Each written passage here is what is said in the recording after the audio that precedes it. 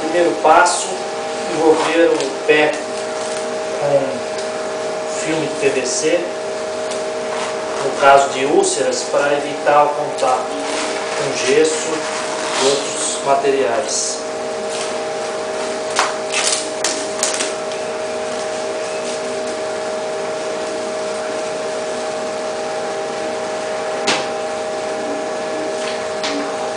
Agora vamos tirar as medidas de circunferência.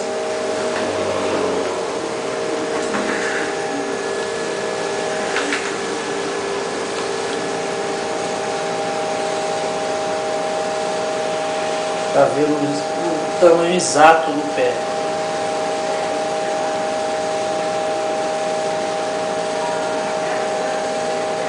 Observar que a caneta não fique muito